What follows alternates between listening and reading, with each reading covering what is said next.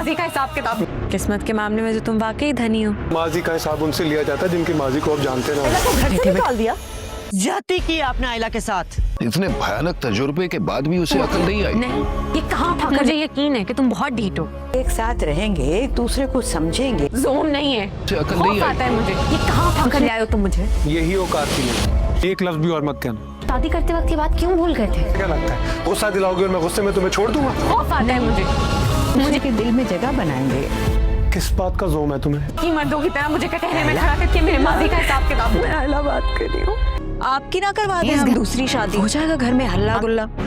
मनपसंद बीवी मिल गई, और क्या चाहिए तुम्हें?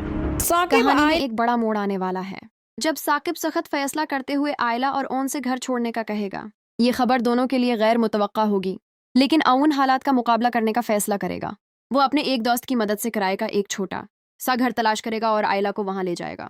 मगर नई जिंदगी की ये शुरुआत आयला के लिए किसी झटके से कम नहीं होगी। नए घर को देखते ही आयला शदीद मायूस हो जाएगी। वो इस छोटे और सादा घर को अपनी जिंदगी के मयार के मुताबिक नहीं समझेगी और ओन से अपनी नाराजगी का इजहार करेगी।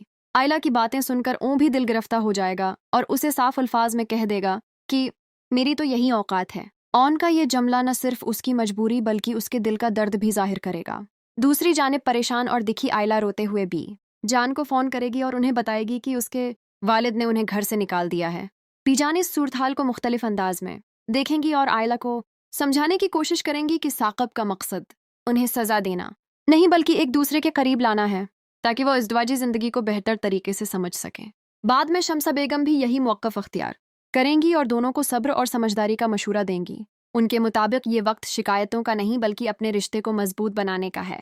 लेकिन क्या आयला वाकई इस नई जिंदगी को कबूल कर पाएगी? ये सवाल अभी बाकी है। इधर एक और दिलचस्प गलतफहमी जन्म लेगी जब सुरूरी ये सारी बात आरफा को बताएगी। आरफा को लगेगा कि शायद बीजान ने आयला और ओन को हनीमून पर भेज दिया है, जिससे कई मज़ाहिया और दिलचस्प हालात पैदा होंगे। इसी दौरान सुरूरी जब रमला और शामी की शादी की तजवीज़ पेश करेगी तो रमला का रद्दामल सबको हैरान कर देगा। वो इस बात पर शदीद गुस्से का इजहार करेगी, जिससे अंदाज़ा होगा कि उसके दिल में अभी भी कुछ और मंसूबे चल रहे हैं। अब देखना यह है कि रमला का ये गुस्सा आगे चलकर कहानी में क्या नया हंगामा खड़ा करता है।